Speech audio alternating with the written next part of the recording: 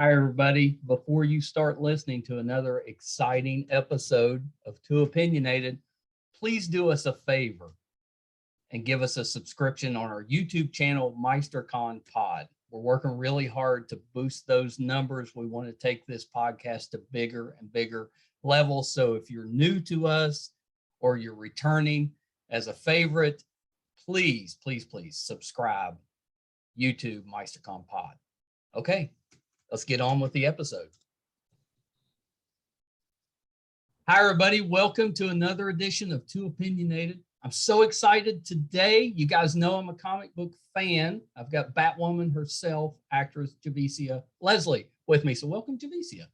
Thank you, Michael. Thank you for having me. Oh, this is my honor. I'm so thrilled. It's so rare when you get to speak to an actual superhero. Well, I think we all have our own superpowers. So we're constantly speaking to them all day, but I feel you. Thank you. Yeah, no, that's absolutely true.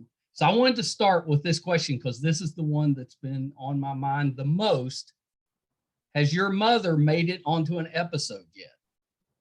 Not yet. I'm sure she'll find a way to make it on an episode, but she hasn't yet. I've been looking for her. I hadn't seen her, but I thought maybe she snuck in somewhere and I just missed it. Not yet. So Javicia, let's start here. Tell me a little bit about what made you want to get into acting. How'd you go about that? It's something that I've been interested in pretty much all my life since I was a child. I had a very wild creative imagination. I wanted to be able to do anything and be anything. And I remember growing up, I would say, I wanted to be a dancer. I wanted to be a teacher. I wanted to be a doctor. How am I going to be able to be all these things? And I was just like, well, in acting, you can be all of these things. That's right. That's pretty good. Yeah, that's kind of where I got it from. And then, like a lot of other young actors, I started doing local plays and little shows here and there. Then I went to college and I did plays. And then when I graduated, I did more plays and hosting, and I actually directed my own plays. So, very nice. Yeah, constantly trying to find ways to How did you like being behind the camera? Is that something you would like to do again in the future? Yeah, so I'm set to direct an episode of Batwoman next season, God willing. Awesome. And I directed my first short called Black Excellence last summer, and it went into film festivals this year, so that was really good. So yeah, it's something I'm super passionate about. Yeah, that's pretty great. In the film festival circuit, it's like its own little thing. That can be a lot of fun. It's its own world, and it's it's kind of cool because when you're able to be a part of it, you get to meet some like amazing dynamic talent. Yeah, that's pretty great. So did you play sports along with this when you were growing up? Yeah, I did. I ran track and danced, and then when I moved out here, I started doing martial arts and just kind of dabbling in Muay Thai and kickboxing and bow staff. Oh, yeah, that's pretty good. That was probably very handy for the Batwoman role. It definitely has been. And then also, I mean, it's not just about like being skilled, because I'm still very much new in all of that, but it's about knowing the language and the energy of what martial arts is, and how to really portray it on screen in a very safe way, but in a very dynamic way. And then as far as bow staff, when I first started on the show, they asked me, was there a weapon that I wanted my Batwoman to have? And I was like, well, what about a bow staff? And they're like, okay, cool. So yeah, I actually love that. That's pretty good. Do you get to do any of your own stunts? Yeah, luckily I get to do a lot of my own stunts. Nice. Yeah, that's really good. So I think the first thing that I remember seeing you on was God Friended Me. Yeah, that was my first show. We filmed that in New York. We went 2 seasons. It was amazing. Yeah. So, we love that show. We watched that as a family, and you were terrific on it. Thank you. I love Allie. I love that. I love the Finer family. I know, it was just a nice show. Like there's not enough TV out there that you just walk away and you feel better after you watch it. Exactly. I always say that. People are always telling me these different shows to watch. And I say like, life is heavy enough. If I'm gonna walk away not feeling resolved, then it's not for me. Yeah, agreed. Do you have a show right now that you're watching that's kind of like that?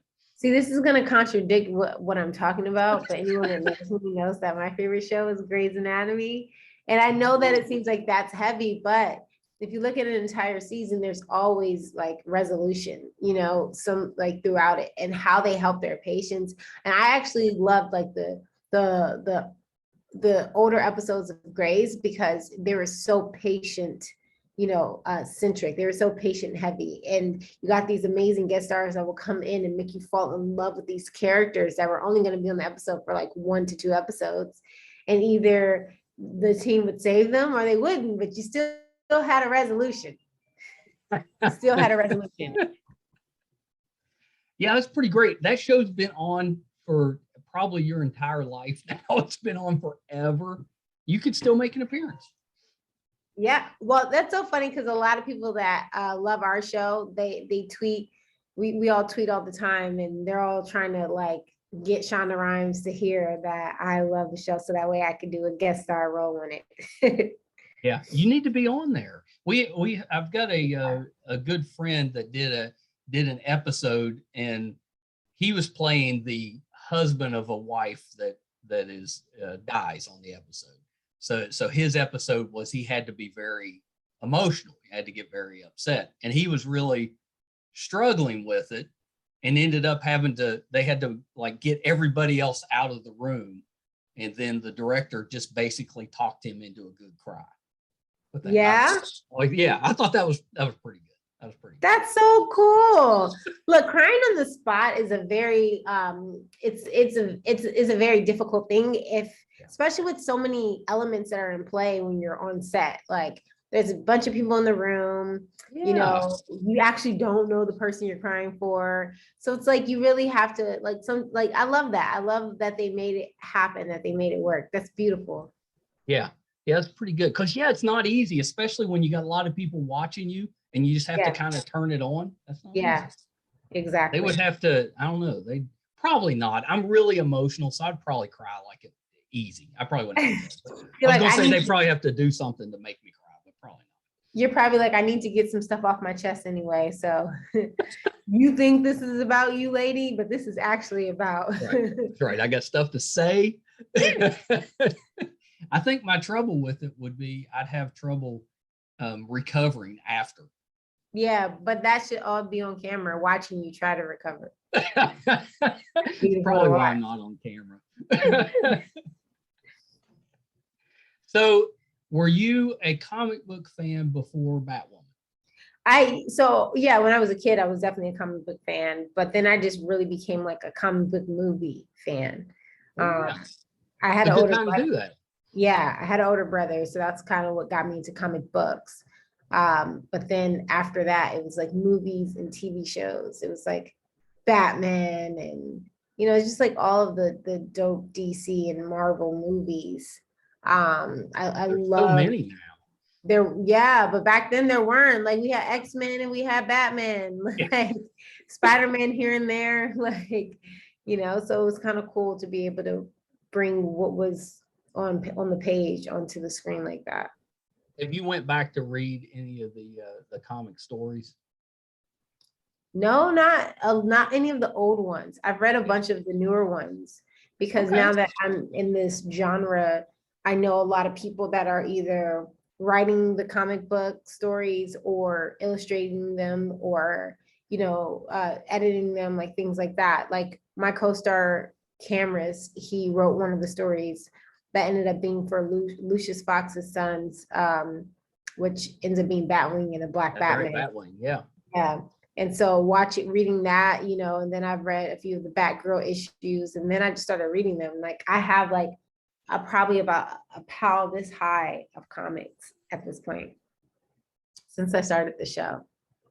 I used to own, back in the 90s, when I was in college, I owned a comic book store, and the comics would come out on a Wednesday, and I would have them stacked up because at that time I thought I had to read all of them so that if anybody asked about any of them, I could. You knew what was going on. Because there was so many. I mean, it was impossible to read all of them.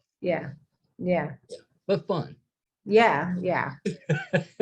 TV. So if you could have one of the gentlemen who has played Batman, any of them, make an appearance on the show, which one would you choose? Michael Keaton. Yeah, me too. Yeah, that was like, for my generation, that was my first Batman that I got to actually see. Like, I got to go to the theaters when it came out. I was really, really young. I feel like I was like dang near a baby, but I remember it, like going to the movie theaters when it came out. And then I think after Michael Keaton was George Clooney. Oh, George Clooney, yeah. Yeah, and that was interesting. But it was really cool to see Alicia Silverstone in there as Batgirl, and all these these actors that were kind of up and coming really come through and like show off, and that was really cool. Yeah, and that was back. I mean, the special effects were a little different 30 years ago.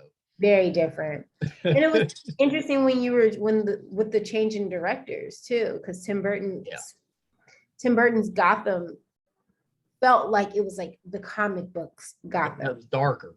Yeah, it was darker, but weirdly very animated, even though it wasn't. That's kind of his style. Yeah, you felt like you were in an animation with real people. And then of course, like Dark Knight is a lot more real life. Like, this feels like this could really be happening. That's right. Yeah, Dark Knight kind of brought us into that. If we had actual superheroes, that would be kind of what. 100%. And also it brought us into the pain of Bruce Wayne. Like, I think the earlier Batman movies, I don't know if they really highlighted what it's like to have when they say heavy is the head that wears the crown, I don't think they really were able to highlight what that was for that character, for that specific superhero. And what I can say about, Dark Knight and Dark Knight Returns, it feels like this was a version of Batman that really reflected what it's like to have to continue to sacrifice in order to keep your city safe, and keep your city safe, in a way where like the city also was a part of why you lost your family. So it's such a conflict, especially since Batman doesn't kill and all the other moral laws that he lives by. It's such a conflict. So you really watch him battle that a lot more in the later Batman versions than we did in the earlier ones. Yeah, that's exactly right. Do you, in the role as Batwoman, do you take some of those elements from previous people that have played Batwoman or Batgirl, Batman? Do you take any of that into your role?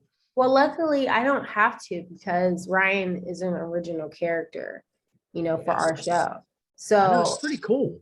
Yeah, it's really cool. So I don't have to have a Kate type of energy, or, Barbara Gordon kind of energy, or Bruce Wayne kind of energy. Like, I could have Ryan's energy.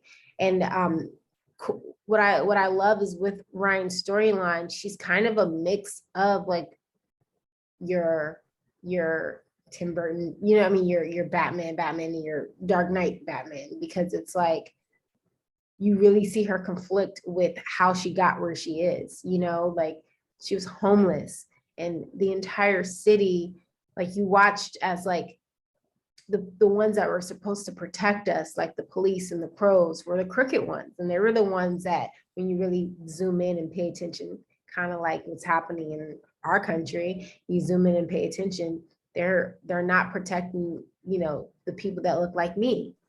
And right.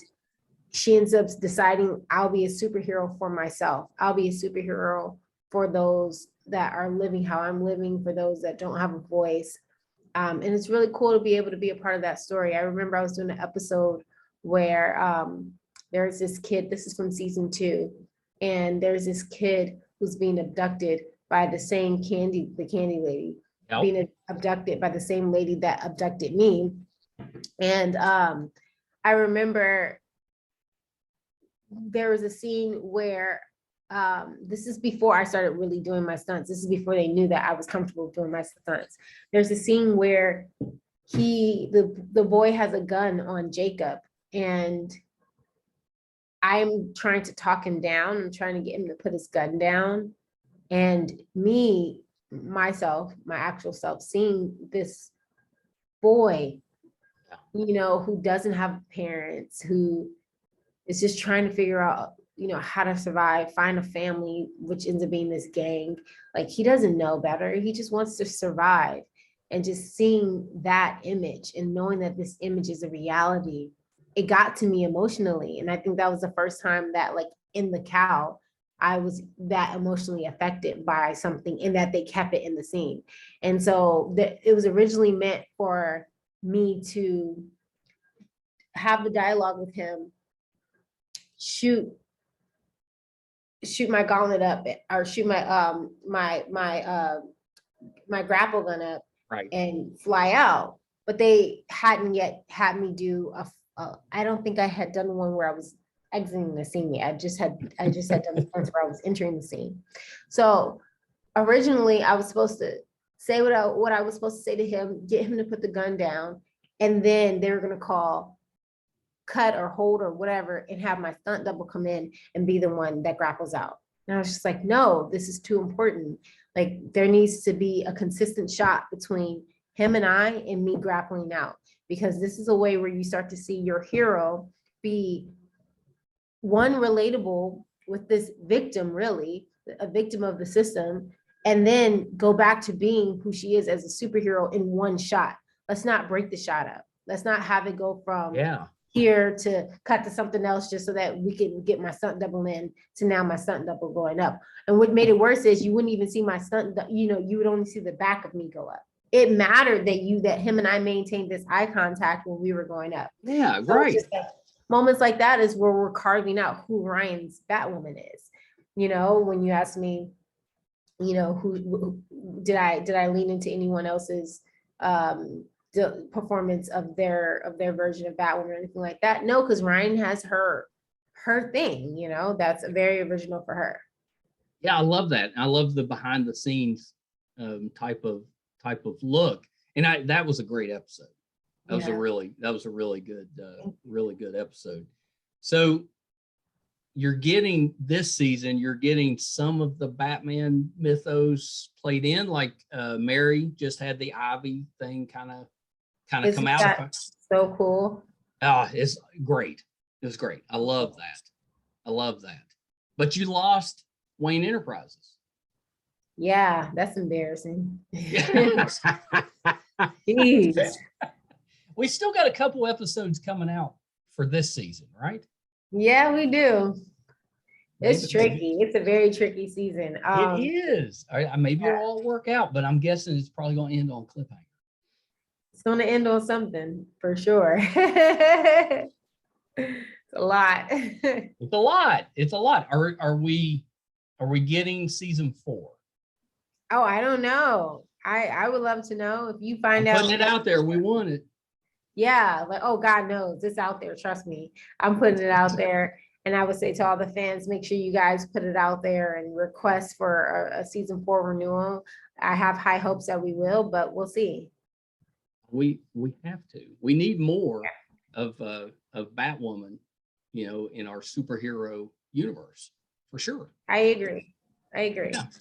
Yeah, for sure. So what's the fan reaction been to your portrayal? Especially younger women.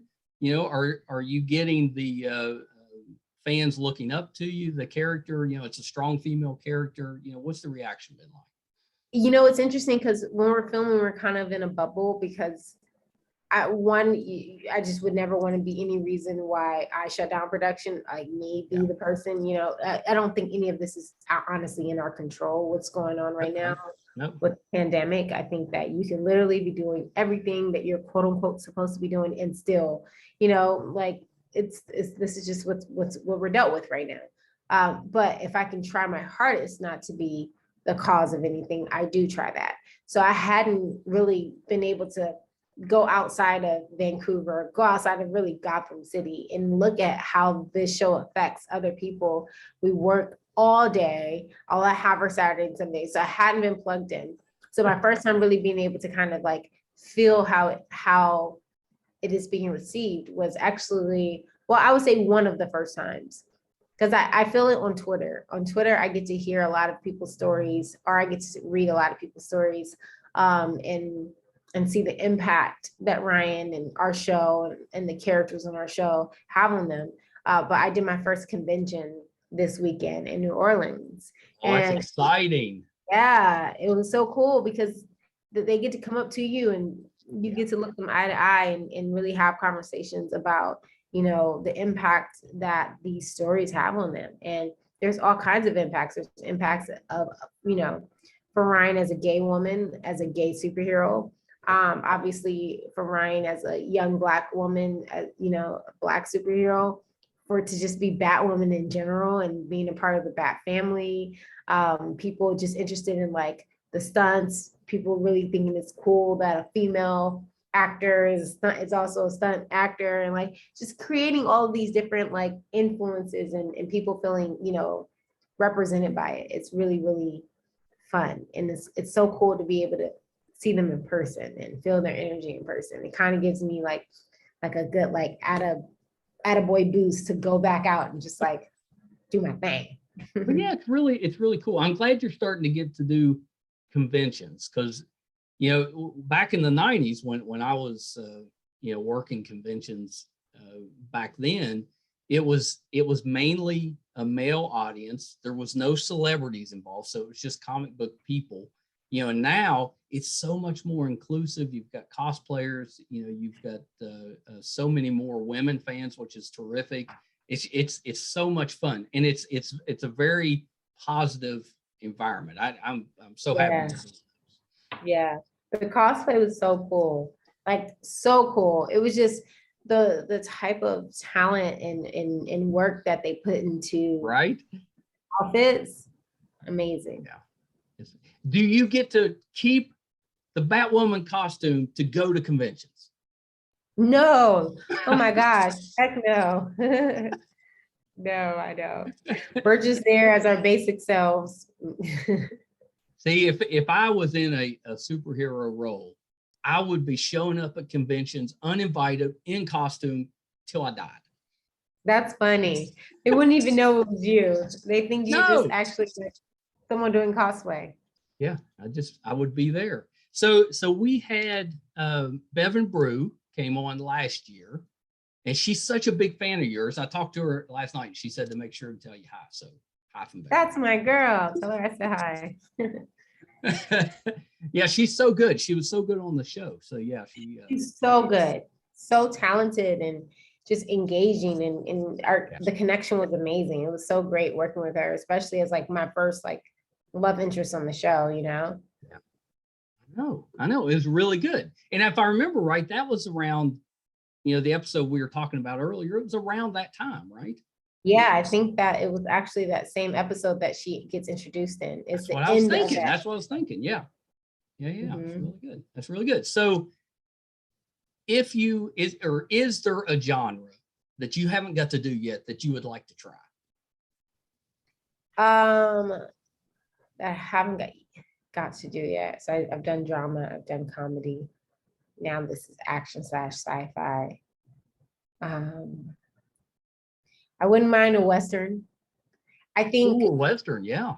Yeah, I think, see, I'm not really into Westerns. And so like, I think what makes them interesting is when there's like this like kind of twist to them, whether it be a dark Western, whether it be, I don't know, like some kind of twist. And I think that like, yeah, reality wise, like something, yeah, there's this movie called The Harder They Fall with Idris Elba that came out on Netflix. Loved it. Regina King was in that as well. Regina King. You know, I love Regina King. Yeah, we all do. Yes. Regina King was in it. And seeing that, I said to myself, now that's the kind of Western I'd love to do.